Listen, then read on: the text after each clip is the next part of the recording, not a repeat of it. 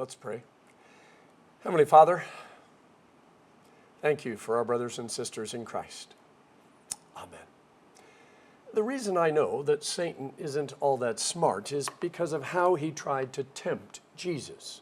Now, granted, we have the benefit and the hindsight of St. Paul's words, who says, your attitude should be the same as that of Christ Jesus, who being in very nature God, did not consider equality with God something to be grasped, something that Jesus needed to prove. But still, if Satan knew anything about Jesus, he would have known the way to his heart was not through tempting him to be selfish or self-centered. Power, bread, doing parkour off the temple. Did Satan really think that was going to work? What if Satan had said, Jesus, turn these rocks into bread and feed all the hungry people in the world? Hey, bow down to me, and I'll tell you what. Everyone ever born gets to go to heaven except you. I just threw a kid off the top of the temple. What are you going to do about it, Jesus? An important verse from Hebrews 4. We do not have a high priest who is unable to sympathize with our weaknesses, but we have one who has been tempted in every way, just as we are, yet was without sin. Let us then approach the throne of grace with confidence so that we may receive mercy and find grace to help us in our time of need. Sin is a reality for us. There is no way to completely or even partially avoid the possibility of either sin or sinning. Back in the 90s in double aughts, I had several calls to churches in Las Vegas, and more than a few people came to me and said, Pastor, we know you're not going to take that call to Vegas because you wouldn't want to be around all that sin. Now, several thoughts. First of all, quite a few of these same folks who said that used to make at least one trip a year to Vegas, so obviously they didn't mind being around all that sin. Secondly, as a believer, well, Las Vegas is nothing more than a target-rich environment when it comes to the gospel. And finally, visiting or living in Vegas doesn't make you a sinner any more than living in a garage makes you a car, or eating the bread and wine of Holy Communion guaranteeing forgiveness. Before you think I've lost my marbles, because by the way, I always keep a jar of them right behind me on my desk so I know where they're at, or that I have, become a heretic.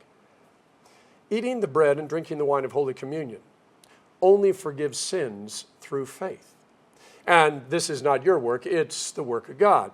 So if you don't believe in Jesus or that he died on the cross to forgive your sins, then Holy Communion is nothing more than a brief snack time after the sermon. Luther said the one who is prepared for communion is the one who believes in the words given and shed for you for the forgiveness of all of your sins. Now you're going to sin. You are going to be exposed to sin. And it really doesn't matter whether you are in Vegas, Waikiki, or North Dakota. There is no place that you can go where you are not going to be tempted. Even right here in the sanctuary.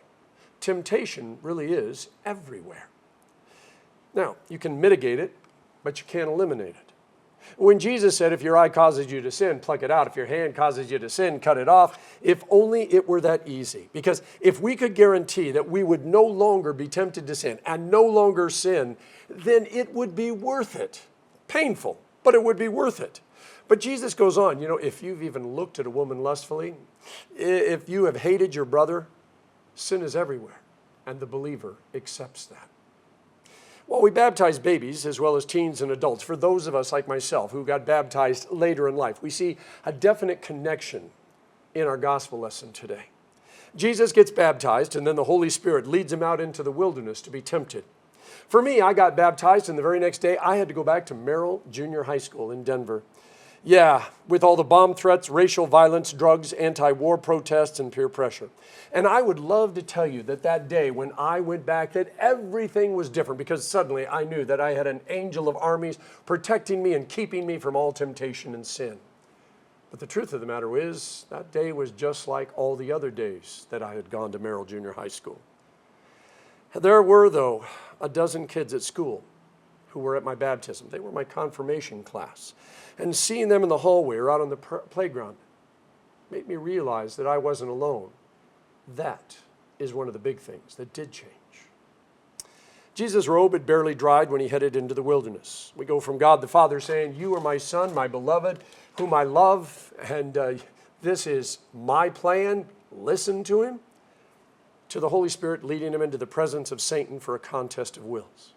Now, it would have been nice if Jesus had just challenged Satan to an arm wrestling match, winner take all. But instead, Jesus challenged Satan to a debate that included a bunch of field trips. So Jesus is hungry. He's been in the desert for a while, and his journey included fasting. Satan says, if you are the Son of God, command this stone to turn into bread. Now, Satan knows a little bit about the Old Testament, water from rocks, food raining down from the sky, and this is where he makes his first mistake, believing that Jesus will choose to satisfy his own hunger at the expense of everyone else. But to Jesus, this isn't about food or physical hunger. It's about life hunger. I mean, we're all hungry for something, but aren't quite sure what it is. So we'll stand in front of the fridge and open the door and just look at everything there, hoping something jumps out at us. We'll listen to all the commercials, hoping that one of them is going to be the answer to all of our struggles. We stuff ourselves with whatever we can get our hands on, hoping something will satisfy us. Know anyone who's working at a job they don't like? Or someone who's staying at a job because of the pay and the benefits, even though they hate their job and they're not making any difference in the world? Some people get distracted by shiny things and then realize, in spite of all the shiny things, they still feel empty inside. You were created for more than just vacations and a big paycheck and a house and a new car. You were created, specifically designed by God for a purpose far greater than yourself. And you only have so many days on this planet in order to get it done. While you are hungry for something, you need to be careful what you choose. You see, there's always the temptation to believe that we've got all the time in the world. So I can do this now, and then when I get around to it, I'll finally do the holy things. Or if we don't like something, we can always choose something else. We can always stop what we're doing and move on to something else. Or snacking on something isn't going to affect our appetite. See, the choice of how we live has to be our choice, not one that we let the world make for us. See, what Jesus shows us is we cannot go into the wilderness alone. Sin is everywhere. Temptation is everywhere. The Spirit has to be with us. Otherwise, paraphrasing Indiana Jones, that movie, we will choose poorly. Next, Satan takes Jesus up on a high mountain and says, you know what? I'll give you all of it. It all belongs to me, and I can give it to whoever I want to, and I will give it to you. All you got to do is bow down and worship me. Now, Jesus has come from heaven to earth to save the world. What does that mean? I mean, that old saying, power tends to corrupt and absolute power corrupts absolutely, is true. When Lord Acton wrote those words to Bishop Creighton, he was challenging the church's idea that leaders of the church should be judged differently than everyone else. See, Lord Acton made it clear in his letter that powerful men are almost always bad men because even though they think they're doing good and they have this thought process that they're going to save and change things, how they go about their work often reduces them to the very thing that they are fighting against. But they always want to excuse it because they have a better idea. When the Bible says God so loved the world that he sent his only begotten Son, there's a lot of wiggle room about how that saving would take place and what exactly being saved means. Satan reimagines it so that Jesus conquers the world, can make all of us do whatever he wants us to, and he doesn't have to die. So Jesus gets everything that he wants, in other words, control over the world and the people, but he doesn't have to die. Satan assumes Jesus will protect himself at all costs, and that ultimately the only thing Jesus really wants is power. If Satan had read Isaiah 53, Psalm 22, and a host of other Old Testament prophecies, he would have known better. Or maybe Satan really assumed that he could tempt God with a few baubles. I keep going back to that rich young ruler because unless things change later on, he traded his eternity for some money in the bank, authority over others, and all the power and the, supposed respect that comes with it. In a last-ditch effort, Satan dares Jesus to jump off the temple. After all, his dad said, I will give my angels command of you so that you will not strike your foot against a stone. Jesus waves his hand and says, don't even go there. Now, with the words, when the devil had finished all his tempting, he left him until an opportune time. And when it starts off, it says he was tempted during those entire 40 days. It leads us to believe there were a lot more temptations. We just don't get a detailed account of temptation by temptation. Because all of them come back to one thing. Do you trust God? Do you trust him to provide? Do you trust him to protect? Do you trust him to do what he said he would do? I know evil exists, and I only wish that it was this, red guy with horns and a pitchfork and a tail, because that may have terrified me with a kid, but now I just know it's a silly cartoon. Growing up Baptist, we always talked about the devil. Lutherans, for the most part, aren't comfortable talking about these things, just like they don't like to talk about angels, except at Christmas time. Lutherans like deep and profound theological discussions instead of things that are a little more practical for us common folk. What scares me about our church is not talking about Satan, because there's way too much bad theology and junk out there that people would be attracted to. In the 70s, there was a comedian named Flip Wilson, and his mantra was, "The devil made me do it." That's just externalizing sin. We aren't guilty because someone else made us do it.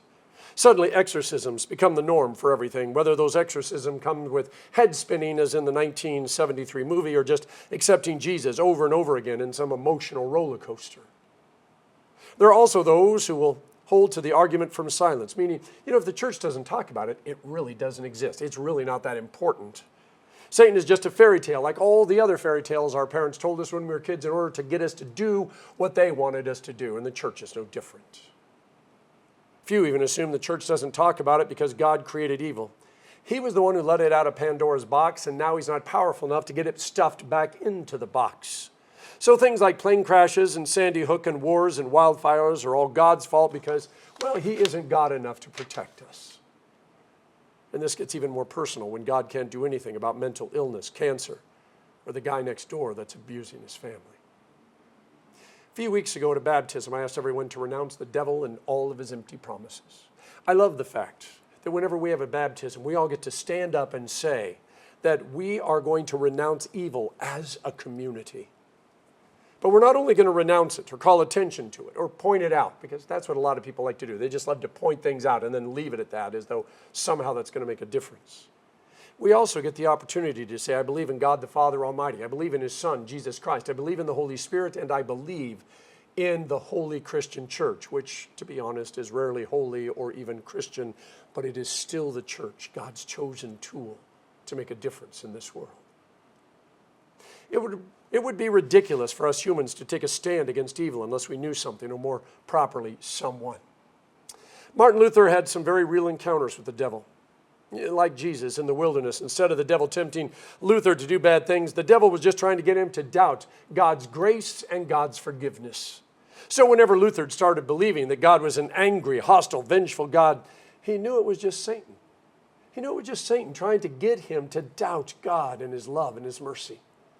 And Luther was known to throw an ink pot or two and a few other things at the devil while yelling, "I am baptized." Not "I was baptized," but "I am baptized," which is a very different thing altogether. To yell "I am baptized" is to renounce the devil and all of his empty promises. There is no guarantee that you will no longer be anxious or addicted or angry. Your bank account is not suddenly going to have a bunch of extra zeros. And by the way, if you didn't read about it, there was a bank last week that credited someone with multiple trillions of dollars. Oops, sorry about that. Your blood pressure and cholesterol aren't magically going to suddenly go in line. But it will serve notice to Satan that you know the one little word that can fell him. And that word is Jesus. When voices other than God's try to tell you what your worth is, or what you can do, or what you can't do, or remind you of that time in the 5th grade, or the fact that you get very angry, or how sometimes you doubt God's ability to love you, remind those voices that you belong to God. Oh, it was very simple, water and a few spoken words, but that's all it takes. Not only did God leave you his word, but he left you millions of brothers and sisters. You are not alone in this world, because by yourself there would be very little that you could do. But standing with millions of others, there is a lot that we can do to renounce Satan and all of his empty promises. Last year, we sent some water buffaloes and other animals to Africa, to villages to help them. We helped some teams to help after disasters. We fed a bunch of people with Hawaii Food Bank. We cared for 3 children through compassion. We helped the Lutheran comfort dogs. All sorts of things. And this is not us being proud. This is us saying we know what our calling is. And it's not to sit in a place on Sunday morning or watch a video. Our calling is to make a difference in the lives of people all around the world through the time, the talent, and the treasure that God has given us. We live in a wilderness, and as long as we are on this earth, the wilderness will be where we lay our head and scratch out a living and try to make sense of this life. Satan and sin will always be wherever we are. This is why it's important we keep reading after our gospel lesson is over. This is why we need the broader context every time we're doing a Bible study. See, Jesus walked out of the wilderness, and the very first thing that happened was he went back to his hometown, and he said, ta-da! God's plan is about to be revealed, and things are about to change, and they tried to shove him off a cliff. But the very next thing Jesus did was he cast out a demon, and that wasn't by accident. He staked God's claim on this earth. And then he started healing and preaching and loving and forgiving. And he invited people to walk with him so that they could love and heal and pray and change lives. Henry Nouwen said, "Let us not underestimate how hard it is to be compassionate. Compassion is hard because it requires the inner disposition to go with others to a place where they are weak, vulnerable, lonely, and broken. But this is not our spontaneous response to suffering. What we desire most is to do away with suffering by fleeing from it or finding a quick cure for it." Jesus didn't flee from suffering. He didn't try to find a quick and easy cure for it. He set his face toward Jerusalem, the suffering, the cross, the rejection. And he bids us to follow him. That's what this season is about. It's not easy, but it is always a journey worth taking. And if by grace we can help a few people along the way and gather a few others to walk with us, well, there is no greater calling. In the name of the Father, and of the Son, and of the Holy Spirit. Amen.